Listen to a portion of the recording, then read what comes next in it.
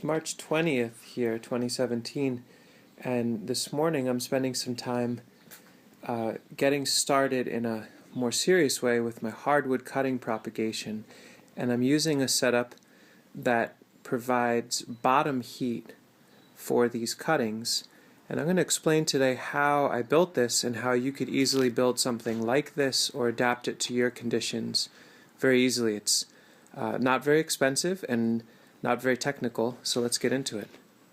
So we're in our garage, and this is a southern exposure here. You could do this in a basement. You could do this in any room or any place that's cool. It could freeze a little bit here or there, but you don't want it to get incredibly cold. And what I will say is with a lot of these species, a lot of these plants, it's not critical that you do bottom heat propagation in order for this to work. We'll do other videos where we talk about a more passive system, where you can take your elderberries, your black currants, and just straight stick them in soil and let them root on their own and grow. That works too. As a nursery though, I'm in late March and I need plants that will be available for sale in May and June, potted for people, and this really accelerates the process. And if you had one red currant or one white currant and you wanted a bunch, this might be the way to go as well. What I've done in this for this video is I took a series of photos, and at this point I'm going to go through and step you through the process of putting this together, and then we'll come back to this. First shot, you can see I've got foam board insulation that frames the sides, and I actually have one underneath as well. The bricks are there just to hold the foam board in position. I laid in old silage bag as a waterproof membrane. There's a little bit more that I need to add in this picture, and the bricks just hold it down. The second image here, you're seeing that I put some sand in the bottom I got from a local quarry. You can get bags of sand from a box store as well. And the hardware cloth, you'll see why I have that down in a moment. So the hardware cloth is being held down with some bricks, and then that orange cable is the heating cable that I use that provides the heat for this whole system. And I just use some twist ties to hold it to the hardware cloth with a gentle twist here or there. I've got about 2 to 3 inches of space between the wire at all positions. You can see I just used some bricks on the tail end there to hold the wire in position. And now I'm going through, now that the wire's held down and spread out through the whole thing, backfilling with a few inches of coarse sand. And now the sand is filled in. I forgot to take a last picture here, but I filled it from there all the way to the top with a 50-50 blend of peat and perlite. And that's what I'm using to do my rooting in. So as you saw in the series of images, buried underneath here is that heat wire. What I'm not sure if I had in those images is this little unit, which I don't know is necessarily critical, but I think is worth an investment in. It's about $40. It's made by, well, we can't read on this one. I got one that's called Jumpstart from a local hardware store. And what I like about this is it plugs in and it has a probe which I bring down and put into the center of my propagation bed, and I put it very low, basically right where the roots are of these plants. And it's a pretty accurate thermometer, and I set this unit for, I believe it's 74 degrees Fahrenheit.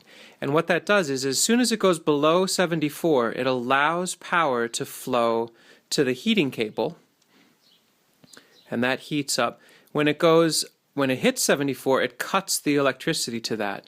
Now, most heating cables have a thermostat built into them, but I'll be honest, in my experience, it doesn't feel incredibly accurate to have that in there. I felt like in past times the coil got way too hot or way too cold. So it's more money, but this ends up making it a lot more accurate. These are prunings from a cultivar elderberry called Wildwood. And the cuttings that I'm putting, with some variation, but the theme is generally a set of buds at the bottom, a set of buds at the top. These started pushing green just a little bit, so sometimes I'll break those or cut them off, and then they'll go into spring water with some honey to soak up a little bit instead of using rooting hormone. And then once they've soaked for a minute or two, they'll go over to the cuttings bed. Lots more to do in here. It's just a 2-year-old seedling peach. Pretty questionable whether or not it would strike roots well from hardwood cutting with bottom heat and a little bit of honey dip. But it's not that risky to try. And I'm seeing where some of the branches are starting to squirt through the fencing. I might want to prune those off anyway so that it doesn't train itself through the fence. Might as well take those cuttings, try dipping them in honey, and see if they root. Either it doesn't work, or I get 30 more peach trees. Seems worth the $0 in 3 minutes.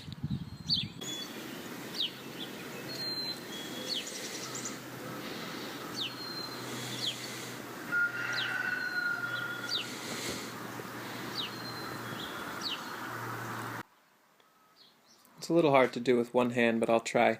These cuttings have been sitting in this dilute honey water for a little while, and again, I think I'm going to skip using rooting hormone from now on. It's supposed to be pretty unhealthy for people and for the environment. And, oh, one other thing. Pardon me. One thing that I'd recommend folks consider, again, it seems like I'm promoting these companies. I have no sponsorship from them, but as a nursery, I really need marking utensils that are gonna, is that the right word? That are gonna last a while. And this nursery marking pen, A.M. Leonard makes them. I'm sure other folks do too. You can look it up online. But this nursery marking pen for about $3, $3.50, will write on any material. And I happen to get these tags for trees. A.M. Leonard also sells these for $1,000. No, they're $1,000 for $20 or so. But I mean, you could use cut up yogurt containers. You could also use.